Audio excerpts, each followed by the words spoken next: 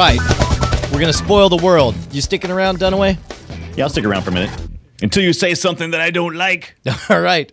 Okay, so let's talk about two things. First of all, one thing that we haven't been able to talk about now that you finally have seen Orange is the New Black. Wait, have you watched that one, Brian? I have, actually. I've seen a pretty good bit of it. Okay. I'm okay. You know what? I'm not like a lot of people. If you can't spoil anything for me, because I think the ride is always worth it. He's one of those guys. Right? So I don't care.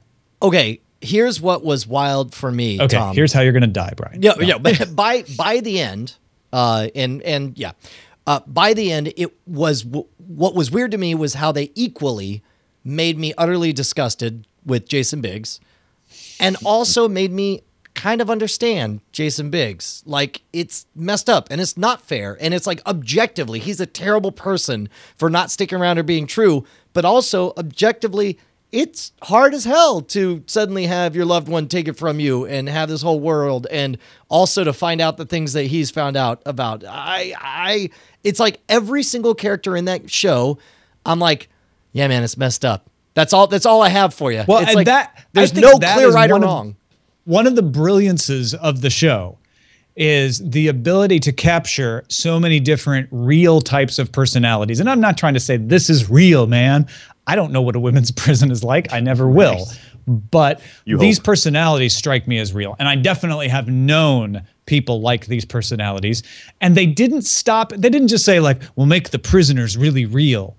Like, Piper is really real. Jason Biggs' character is really real. And Piper's brother is really, like, they are all complex characters that are taken from real life, not stereotypes or archetypes. That's why I totally agree with you, Brian, where I think Jason Biggs is a horrible character, but we get to see Piper's side of the story and he doesn't. Right. And so he is at worst guilty of a lack of empathy because he doesn't understand what she's going through. There is one, I think that the nature of the relationship with, I can't remember the characters' names, whatever, but Jason Biggs and Piper, I think it is very, very believable from both sides. I can see both sides, and I get very frustrated and agonized for both of them. Unfortunately, they do have just a cartoon character. Pornstache is a silly cartoon character in the middle of that show. And is he? Yes.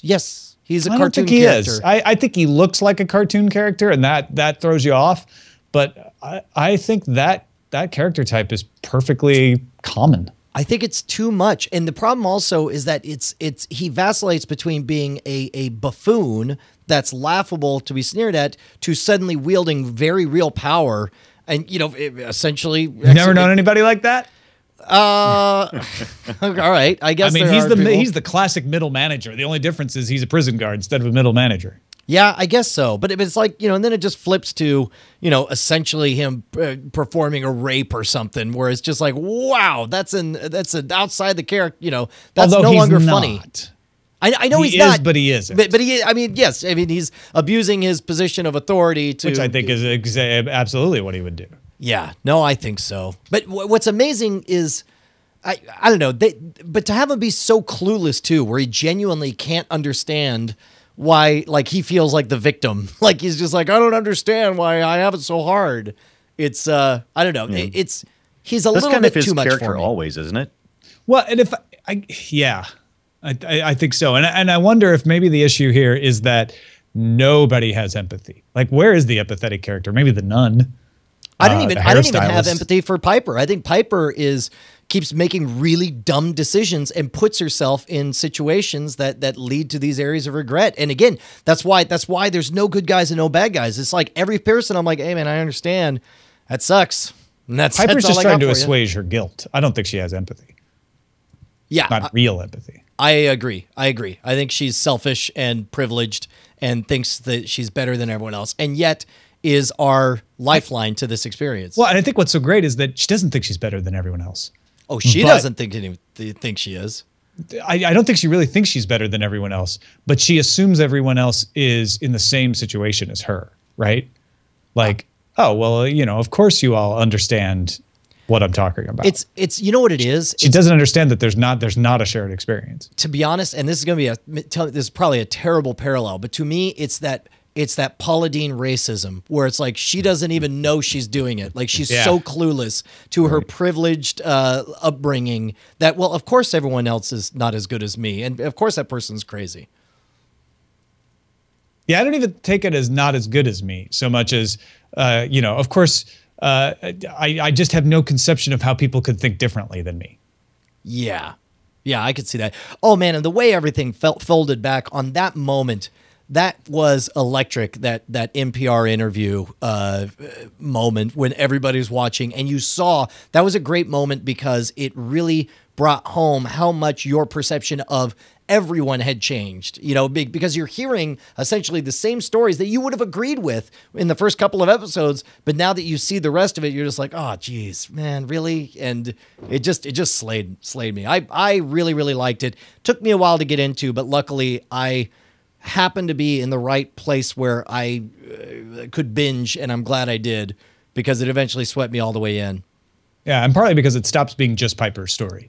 Her story doesn't go away, but it becomes the story of everyone. Yeah, in that prison. All right, let's talk Sherlock. Wait, first, Brian, do you have anything else you want to add on that? No, because all I really remember is that the girl from That 70 Show is in it. Yeah, she's hot. She's hot. Right, Laura Prepon. Spoiler.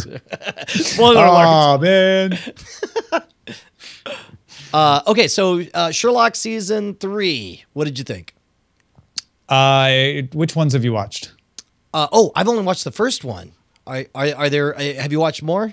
Sunday evening they showed episode 2 on BBC One. Okay, and I have to say that episode is incredible. Okay, good. But I won't spoil that one. Episode 1 I thought was great. I thought it was clever the way they weaved in the various explanations. I even don't mind that they left us with doubt about whether that last explanation is in fact even the real explanation. I'm kind of waiting for that other shoe to drop in the last episode of the trilogy this time. I thought the case was a little, I don't want to say weak because it was still really good, but it wasn't the best case that we've had. It seemed a little disjointed because the case didn't really hang with the explanations. Right. So what was the case they gave you? Was it murder? Yeah, murder was the case that they gave Tom. Okay, so I'm going to say some things that, okay, of the 7 episodes I have seen, there has to objectively be one that was the least amount of awesome out of all of them. And I'd hate to say it, I think this might be the one. And the reason is just because they spent too long on fan service. The first 30 minutes of, oh, I can't believe you're alive, and no, I'm really upset that you tricked me, and we're going out of our way to explain ways it might have been, and the cameo from Darren Brown, like, loved all of that for the first 30 minutes.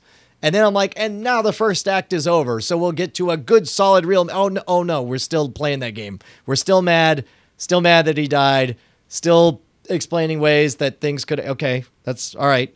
But there's a mystery, right? There was a mystery and now it's over. I think it was just unbalanced. That would be the best way to put it. And keep in mind, that said with all love and affection, I really liked it. But part of it also could have been that we tried to watch it all in one night and we got like 50 minutes in and we still hadn't seen really the beginning of the mystery. And so we're like, we'll watch the rest tomorrow. And then the next day, we just watched a really short episode of Sherlock that wasn't very satisfying. Essentially, you're right. Huh. No, I still had kind of the same perceptions, even though we watched it all in a go. And I gotta, since we are saying some less complimentary things, I want to say that the reaction of Watson when he meets Sherlock alive for the first time, so well done. I don't know about you guys, but I loved it.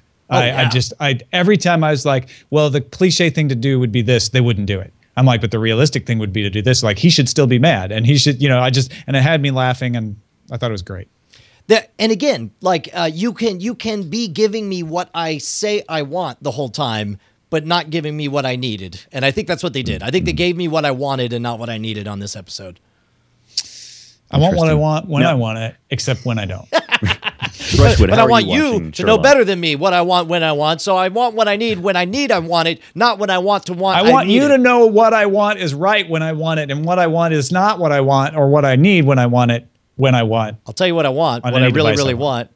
Want to thank everyone for coming to check us out at Cord Killers. Go to cordkillers.com. Make sure to send us notes at cordkillers@gmail.com. Support us at patreon.com/cordkillers. Good time. Thank you so much, Brian. Oh, thank you so much, sir. Thank you you, for spoiling it everybody. for me. Appreciate that. You are the best. Keep supporting. We love you. We love you. Brr. Don't tell my girlfriend. Water's got a want. Water's got a want.